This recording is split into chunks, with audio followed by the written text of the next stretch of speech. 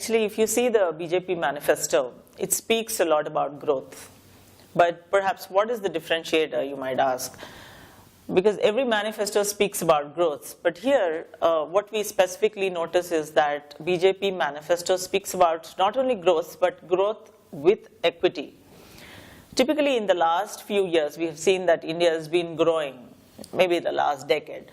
India has shown a good amount of growth from maybe 4% to even above 8%. But unfortunately, at that time, we saw the country's GDP growing, but the Human Development Index, the HDI, was pathetically low.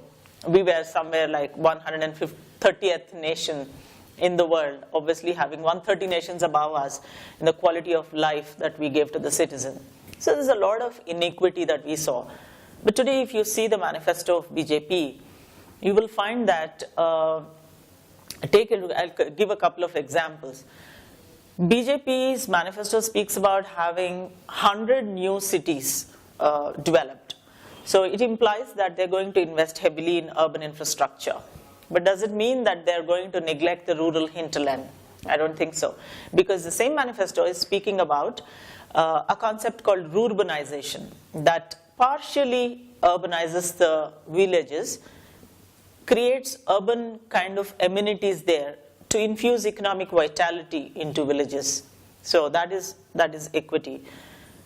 Another thing that I noticed about the BJP manifesto is that they're talking about empowering women.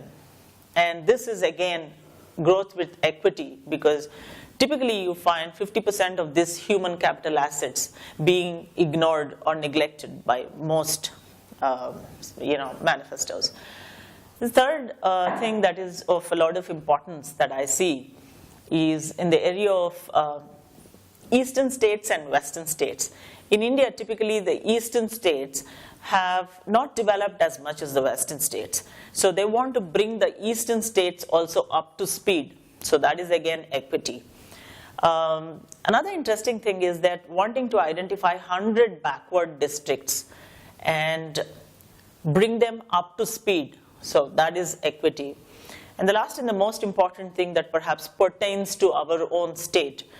After Telangana was formed, Simandra, the residuary state, is perhaps a special state with very less to boast of as of gross domestic product today.